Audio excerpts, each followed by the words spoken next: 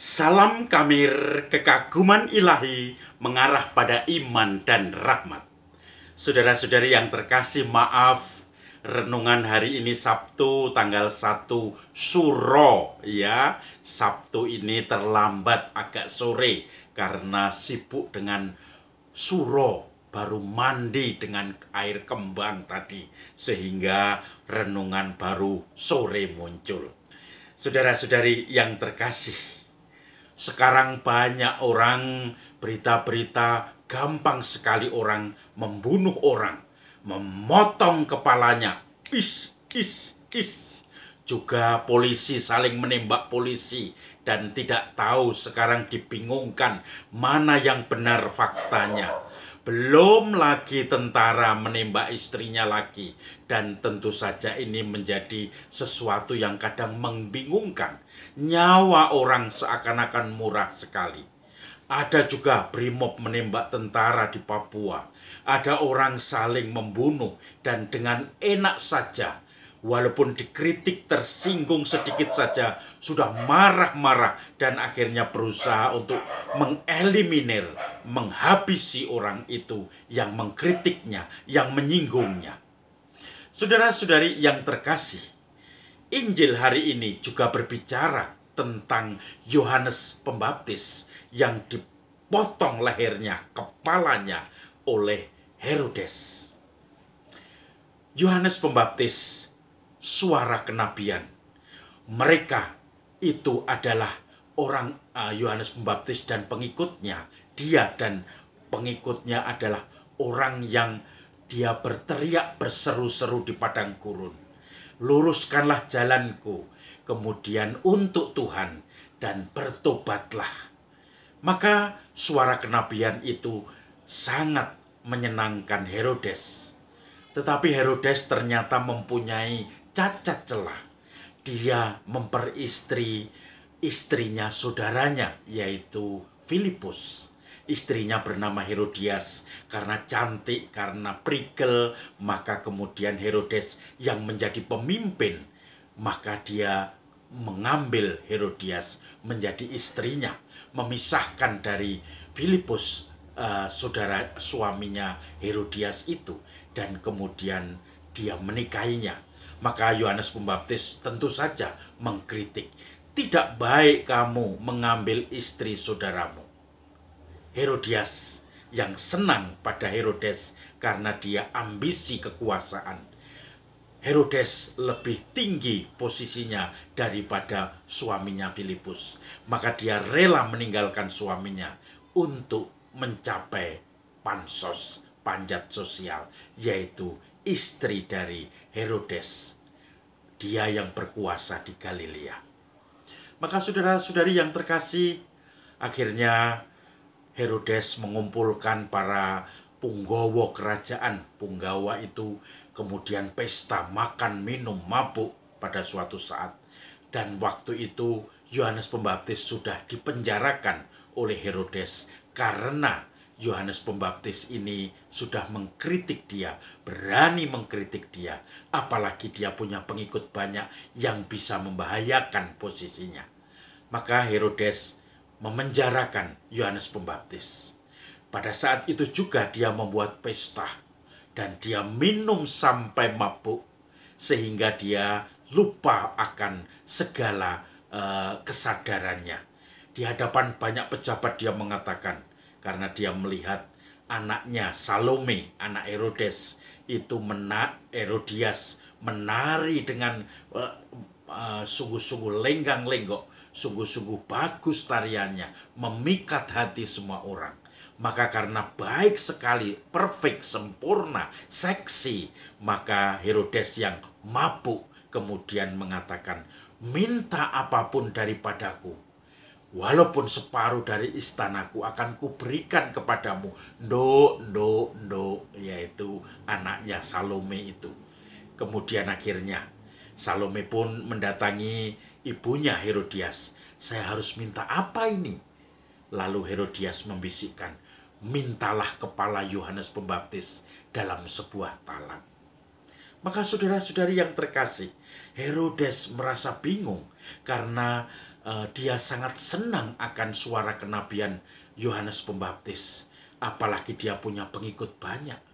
Tetapi di sisi lain, di hadapan pemuka-pemuka kerajaan, dia sudah menjanjikan bahwa apapun yang diminta akan diberikan. Maka kemudian Herodes bingung. Lalu Herodes tidak bisa berkata apa-apa karena kesombongannya, karena kecongkaannya, karena dia merasa semuanya bisa diatur.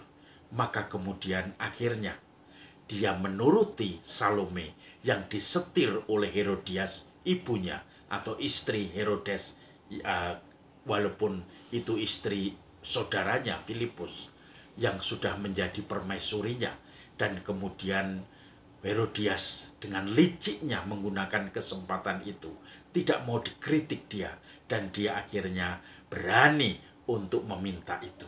Dan akhirnya karena Herodes ini menjadi sesuatu orang yang sudah terlanjur mabuk, sombong, congkak, dia memerintahkan untuk memenggal kepala Yohanes Pembaptis dan dibawa dalam sebuah talam. Lalu saudara-saudari, kepala Yohanes Pembaptis dimasukkan dalam talam. Tentu saja pengikut-pengikutnya tidak berani apa-apa, hanya menangis. Dan kemudian akhirnya kepala Yohanes Pembaptis itu yang sudah dipotong diberikan kepada Salome, dan Salome pun memberikan kepada ibunya Herodias. Saudara-saudari yang terkasih, ada dua nilai yang bisa kita pelajari. Herodias, orang yang tidak terbuka, orang yang bisa ngomong terbuka tetapi dia tidak mau dikritik.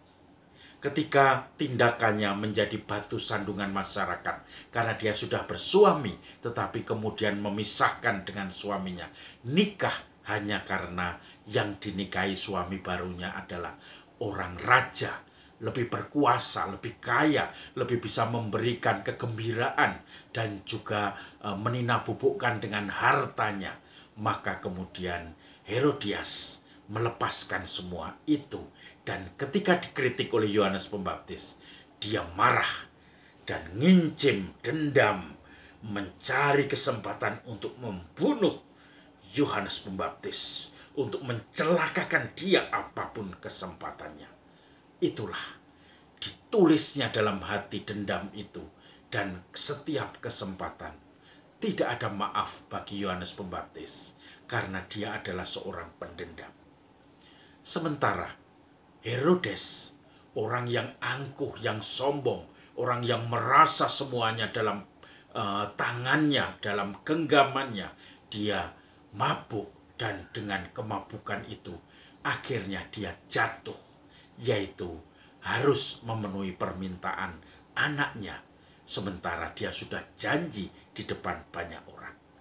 Saudara-saudari yang terkasih, akhirnya Yohanes Pembaptis, si nabi yang sungguh-sungguh berani itu, dikorbankan dan dibunuh.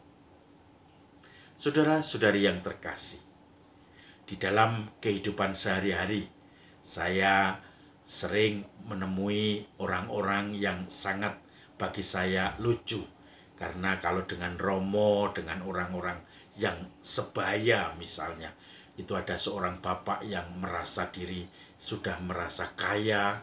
Kalau ke tempat kemana-mana sudah punya kendaraan mobil, rumah sudah mapan, dan dia merasa diri selevel dengan orang kaya, maka dia pun akan bergaul dengan luwes, dengan ramah terhadap sesama orang kaya atau lebih kaya.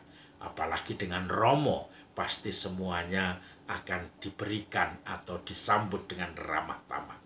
Tetapi ketika dia menghadapi orang yang mungkin dia anggap lebih rendah, lebih miskin, lebih tidak berpendidikan, ternyata dia sia-sia. Pernah saya mencuri pandang, dia orang bapak itu pas memarahi orang yang sederhana, dan orang yang sederhana itu tidak berani membalas, dan dia hanya menunduk dimaki-maki atau dimarahi bapak itu. sementara saya yang ada di dekatnya pura-pura tidak tahu. Dan Bapak itu juga tidak tahu kalau saya mendengarkan, melihat semua yang dilakukannya. Maka saudara-saudari yang terkasih, kadang karena keangkuhan, orang juga tidak mau dikritik. Kadang karena menilai orang lain lebih rendah, maka orang itu juga tidak siap dengan segala kerendahan hati yang harus dia gali. Bahkan dia harusnya lebih menghormati orang-orang sederhana daripada orang-orang sebayanya yang juga sudah kaya, sudah mendapat perhatian, sudah mendapatkan bantuan. Tetapi untuk orang-orang yang lebih sederhana, akan lebih baik kalau kita belajar rendah hati, nguwongke, dan menyapa tidak dengan amarah, tetapi dengan suatu persahabatan yang hangat. Saudara-saudari yang terkasih, salam kamir, kekaguman ilahi mengarah pada iman dan rahmat.